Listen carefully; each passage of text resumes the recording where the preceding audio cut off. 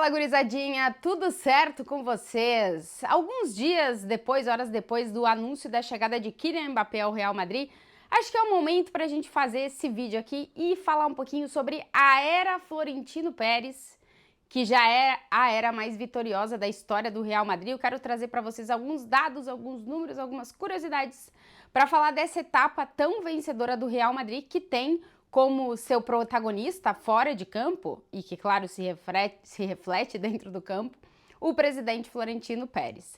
Antes de mais nada, para quem está por aqui e ainda não está inscrito no canal, se inscrevam para ajudar o canal a crescer, deixa aquele like, os comentários por aqui. Sempre que a gente fala em presidentes de clubes, né, tem, enfim, opiniões em relação a tudo, gente que gosta mais, gosta menos. Sim, cada um tem a sua ideia, né? Mas é inegável que no caso do atual presidente do Real Madrid, não tem como não elogiar a gestão do presidente Florentino Pérez e as decisões estratégicas que ele, enquanto a grande autoridade do Real Madrid, tomou nos últimos anos para que o Real Madrid conseguisse ser economicamente competitivo dentro de um mercado que está cada vez mais difícil dos clubes que não têm um dono, né? O Real Madrid é um clube de sócios, conseguir competir dentro desse mercado. Então eu vou contar para vocês algumas decisões do presidente Florentino Pérez que fazem com que o Real Madrid possa, sem gastar nada, entre aspas, anunciar a chegada de Kylian Mbappé, que possa seguir competindo em um mercado cada vez mais difícil, no qual os jogadores custam milhões e milhões de euros. E se o clube não tem um dono, como é o caso do Real Madrid, como é o caso do Barcelona, também como é o caso do Bayern de Munique, são clubes que precisam gerar muita receita, ou seja, ganhar muito dinheiro para ter capacidade competitiva para poder competir com clubes que, por exemplo, têm um dono, como o PSG, como o Manchester City. Enfim, aí a gente tem vários clubes que entram dentro dessa gestão, como o próprio Manchester United, o próprio Liverpool, enfim, tem vários clubes que têm dono e daí, dependendo de cada um, a estratégia é diferente. Mas no caso do Real Madrid, é um clube de sócios. O presidente Florentino Pérez foi eleito pelos sócios, ele está há muitos anos no cargo, é a segunda passagem dele pelo Real Madrid. E aí as duas passagens, elas têm algumas semelhanças e algumas ideias que perduram, que passaram de uma para outra, mas outras que deram uma mudada. Primeiro, a gente tem que dizer que o Florentino Pérez é o presidente com mais títulos na história do Real Madrid. Depois dessa temporada, ele passou o número de títulos do presidente Santiago Bernabéu. E também é o presidente com mais Champions conquistadas com o Real Madrid, passando também o número de Champions conquistadas pelo Santiago Bernabéu. E aí eu trago o nome do Santiago Bernabéu, que todo mundo conhece como o estádio, né? Mas o Santiago Bernabéu foi um presidente histórico do Real Madrid, o presidente lá na década de 50, o cara que tentou olhar um pouquinho fora da caixa naquele momento no futebol e viu que não adiantava só a gente ter competições nacionais para os clubes, né? Era preciso sair, atravessar as fronteiras. E ele é um dos caras que faz com que o Real Madrid esteja na fundação da Liga dos Campeões, porque ele queria que o futebol fosse, que os adversários do Real Madrid também fossem clubes de fora. Então é um cara extremamente importante para a história do futebol europeu, né? Porque ele participa da fundação da Champions. E dentro do Real Madrid é o presidente que eu digo começou a pensar fora da caixa, que deu os primeiros passos para transformar o Real Madrid no que ele é hoje, né? Ele constrói o estádio Santiago Bernabéu com uma capacidade maior, porque ele diz que quanto maior o estádio, mais gente quer vir assistir. É o presidente que começa a falar que tem que trazer grandes estrelas, grandes jogadores para atrair o público e, portanto, para ter uma geração de verba maior. Então, todas essas linhas aí, essas frases ditas pelo Santiago Bernabéu, a gente escuta em determinados momentos repetidas pelo Florentino Pérez. Ele sempre demonstrou, pelo menos nos atos públicos que a gente pôde escutar ele falando, que ele tem essas ideias do Santiago Bernabéu como ideias que ele traz também para a sua gestão, né? O presidente Florentino Pérez, ele é eleito pela primeira vez em 2000 como presidente do Real Madrid. E ali ele começa a formação do Real Madrid dos Galácticos, a primeira grande contratação do Florentino quando ele chega ao Real Madrid. Sempre lembrando que o Florentino é um grande empresário da Espanha. Quando a primeira contratação dele é o Figo, né? Ele traz o Figo do Barcelona para o Real Madrid, toda aquela aquele rum-rum e aquele negócio louco que foi aquela contratação. Um ano depois, ele traz o Zidane, então ele começa a formação dos Galácticos. A primeira Champions que ele ganha é a de 2022. E depois de ganhar aquela Champions, que é a novena, né, a nona do Real Madrid, ele traz Ronaldo, traz Beckham e continua formando os Galácticos.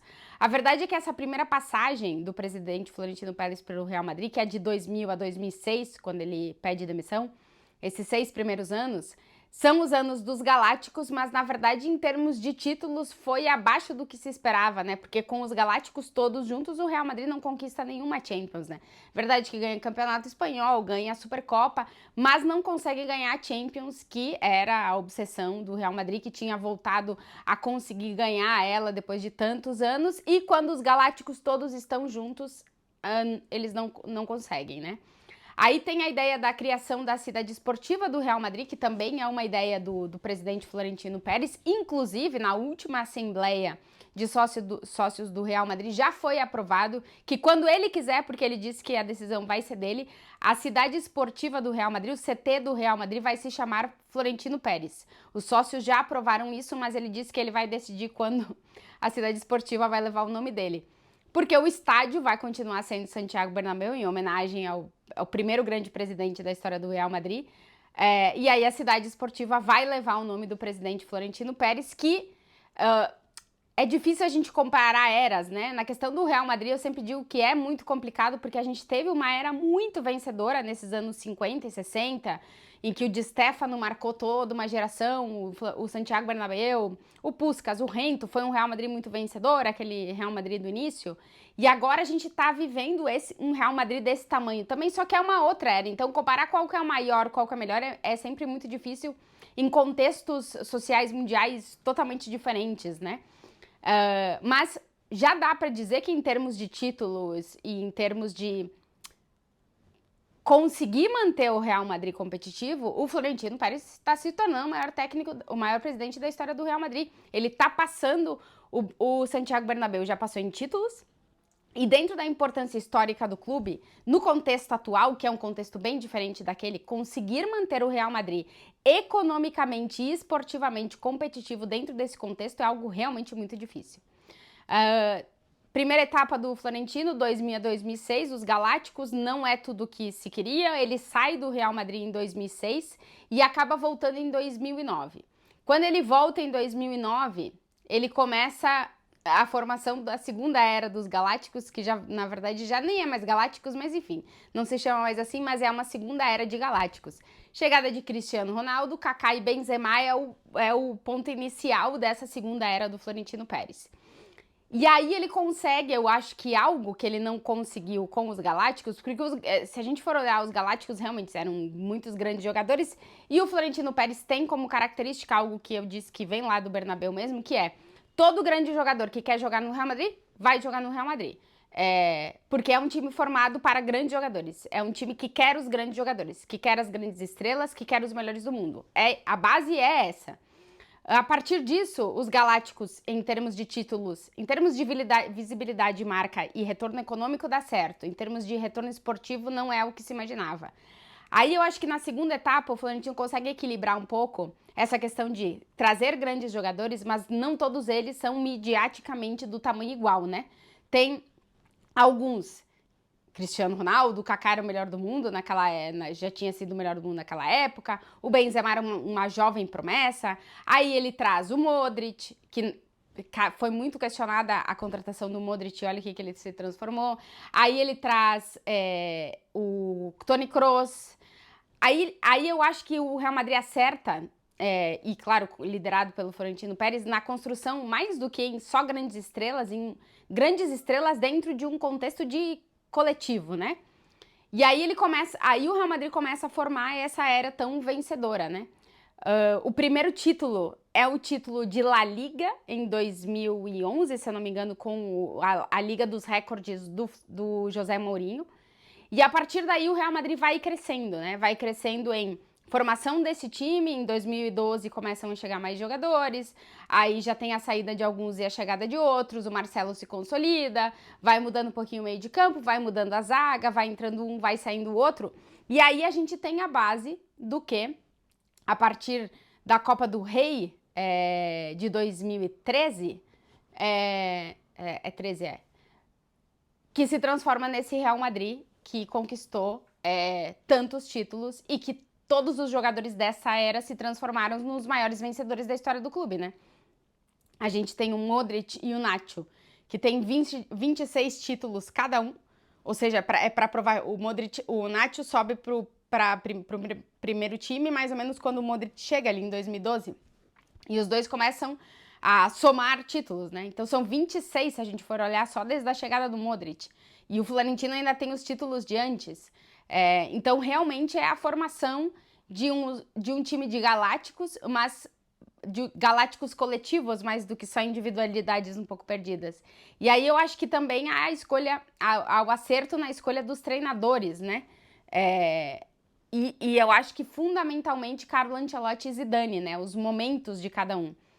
Sai o Mourinho, que era o Mourinho, que em termos de título foi importante, de formação e de adaptação de alguns jogadores, mas a chegada do Ancelotti, ela traz outra visão para dentro do vestiário, né? E eu acho que contribui para que exista uma união mais coletiva, e aí o começo de ganhar coisas, tem o hiato da saída do Ancelotti, aí chega o Zidane, que daí realmente já tá, as bases estão formadas e o Real Madrid continua vencendo, e aí começa uma mudança de geração de novo, né?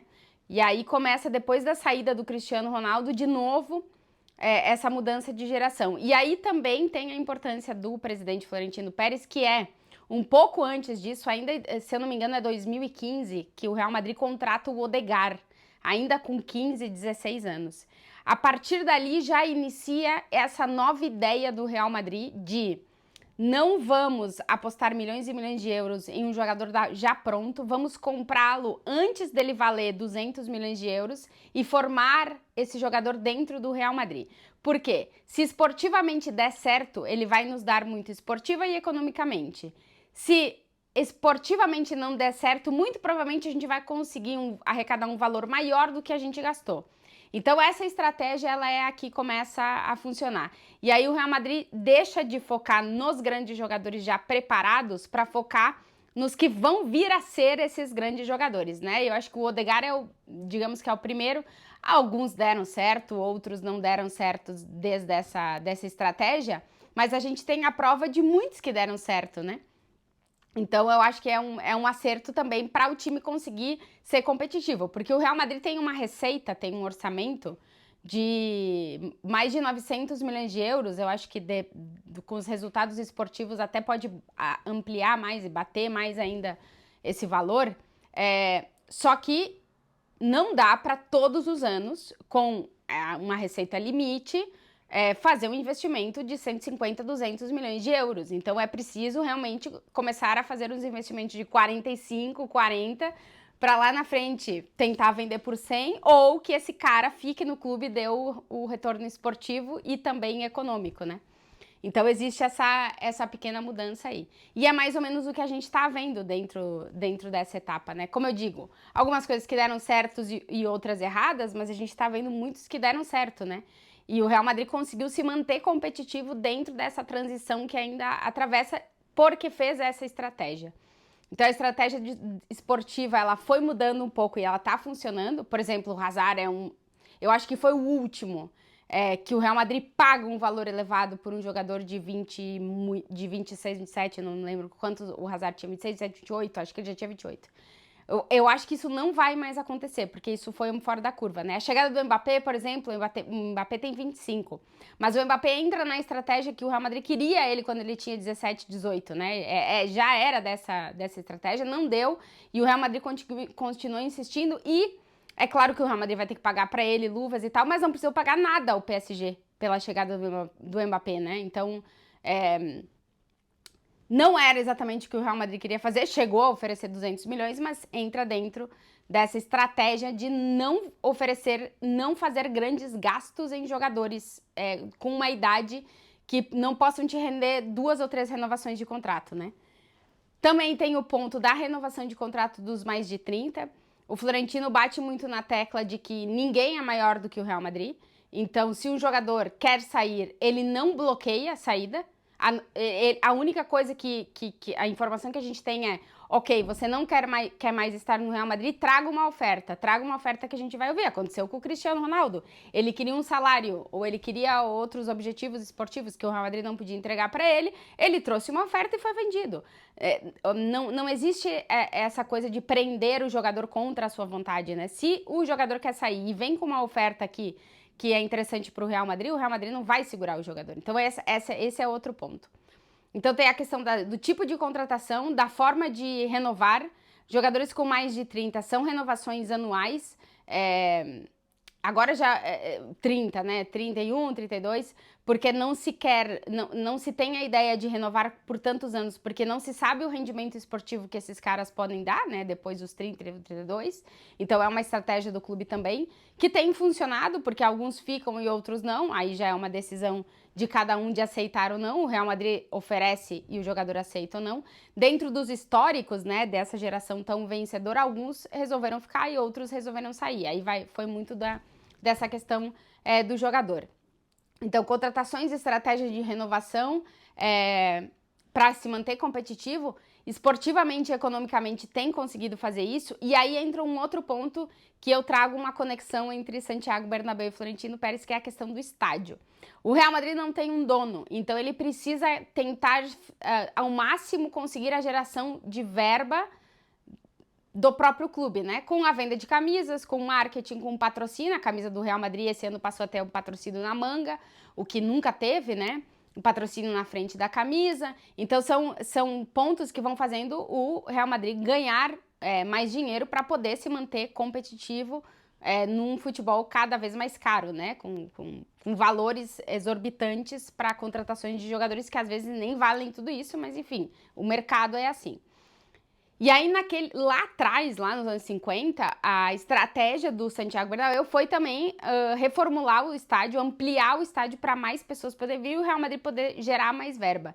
E agora, também a ideia para o clube poder ter mais receita passa pela decisão do Florentino de renovar o Bernabéu, da obra da reforma. A obra da reforma vai fazer com que o Bernabéu seja um estádio que não seja só ativo em dias de jogos, ou seja, ele não vai ter 35, 40 jogos, dependendo da quantidade de competições na temporada, que o Real Madrid vai ter um match day, que as pessoas vão para lá, vão consumir, vão comprar, o dinheiro vai se mover.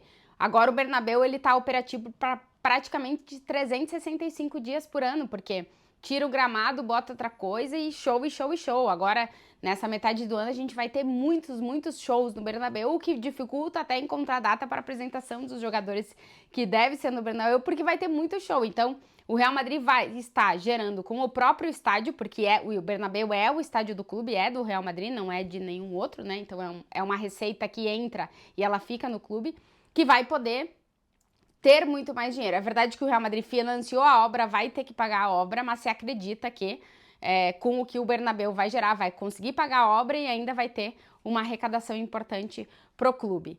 Então, o Real Madrid vive essa era tão vitoriosa dentro de campo, que é uma era esportivamente muito vitoriosa, financeiramente muito vitoriosa, porque como o time ganha, tudo melhora, né? E os jogadores querem vir para o Real Madrid, então tá conseguindo contratar jogador a custo zero, tá conseguindo contratar jogador muito jovem com um preço acessível, tá conseguindo formar e ter essa sorte, mas também porque é muito planejamento, tem muita gente olhando, tem muito olheiro, tem muito scouting, conseguiu trazer os jogadores certos, né? E tá conseguindo criar aí essa era tão vencedora da história do Real Madrid. Como eu disse, eu gosto sempre de dividir por séculos, porque é muito difícil fazer a comparação, mas eu acho que no caso do presidente, do Florentino Pérez, talvez ele tenha já ultrapassado o Santiago Bernabéu e tanta coisa que manter o Real Madrid competitivo nesse nível no mundo de hoje, claro que eu não sei o mundo dos anos 50, é realmente muito complicado e ele tá conseguindo fazer isso. Então, todos os méritos para o líder desse grande projeto do Real Madrid, que é o presidente Florentino Pérez, que se transformou, como eu disse, no presidente com mais títulos na história do Real Madrid, com mais Champions, são 7, passou o Bernabéu, e que está conseguindo manter esportivamente e economicamente o Real Madrid competitivo dentro de um mercado do futebol que está cada vez mais complicado para os clubes de sócios. O Florentino Pérez vai se reeleger até 2025, e eu tenho a sensação de que enquanto ele quiser, ele vai ser o presidente do Real Madrid, porque realmente os últimos anos a gestão e as decisões estratégicas que ele tomou dentro do clube só fazem a gente elogiar o trabalho do Real Madrid, que é um time hoje que compete com todo mundo, consegue ganhar muita coisa e consegue ser economicamente um clube que parece saudável, que está sobrevivendo mesmo sendo um clube que não tem dono e que continua pertencendo aos seus sócios. Se você chegou até aqui no vídeo, era para ser mais curto, não foi? Te inscreve no canal para ajudar o canal a crescer, deixa aquele like e, claro, os comentários de você sempre por aqui. Beijo pra vocês.